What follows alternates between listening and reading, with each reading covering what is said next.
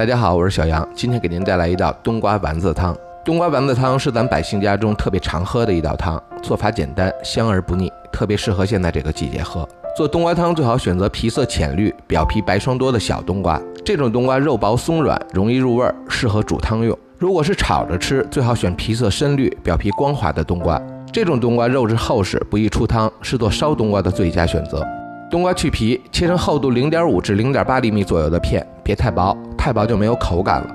一碗好喝的冬瓜丸子汤，其实关键在于丸子。想要丸子既保持滑嫩水润，又肉香十足，还真需要一些技巧。肉馅最好能选择瘦7肥3的比例，因为瘦肉太多则不香，肥肉太多则不利于成型。肉馅尽量剁得细腻一些，如果用刀背砸一砸，效果会更好。因为越细腻，肉纤维的结合面就会越紧实，丸子也就越水润。这里有一个重点需要说一下，肉末因为很碎，当室温高于30度，肉中的肌球蛋白就会变性凝固，失去水分，丸子就会变得又干又柴。所以在夏季剁肉馅时，建议将肉冷藏至10度以下再操作。剁好的肉馅中加入4克盐增加底味，1克白胡椒粉去腥增香。250克肉馅中分次加入80克葱姜水，将水逐渐打入肉馅。每次都要等肉馅将葱姜水全部吸收，再加入葱姜水继续打，直至将所有葱姜水全部打入肉馅。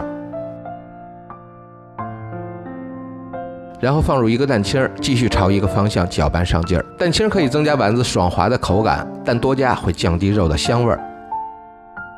加入5克土豆生粉或土豆淀粉，能帮肉锁住更多水分。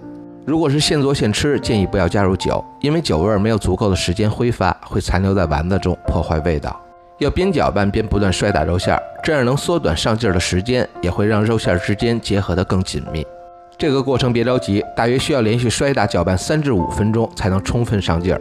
当肉馅达到将盆立起来，能保持不流动、不滑落这种状态就可以了。放入适量香油提香，同时也封住空气。汆丸子用什么锅并不重要，重要的是水的温度，最佳的温度是70度，用手摸一下会有比较烫手的感觉。您别学我用手去测试温度，感觉差不多就行。考虑到多数朋友不习惯攥肉馅汆丸子，咱们换用勺子来汆。如果您想了解手攥汆丸子的方法，可以看一看我干炸丸子那期视频。用勺子汆丸子没有手攥的紧实，形状也不如手攥的好看，但胜在容易操作不脏手，您就依照自己的实际情况取舍吧。当锅中水开，丸子飘起，撇去浮沫，先将丸子盛出，避免煮老。在汤中放入切好的冬瓜，放入2克盐调味，加入一点点糖，因为冬瓜会带有一些回酸的味道，所以加一点糖进行中和。锅中水开，煮2分钟后放入丸子。因为不盖盖，所以我用冬瓜把丸子盖起来，不让丸子漂浮在表面，保留更多的肉香在汤中。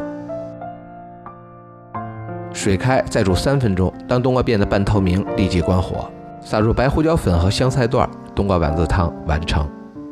清澈的汤汁托起轻薄的油脂，剔透的冬瓜拥抱着水润的丸子，生死不渝，相互交织，宛如和谐的音符，令人如醉如痴。入口的瞬间，汤清味浓，肉香十足的丸子奔向期待的喉咙，口腔弥漫着香菜胡椒的清香和辛辣，仿佛宁静的夜空划过璀璨的流星。我是小杨，就爱你们好好吃饭的样子。下个视频咱们不见不散。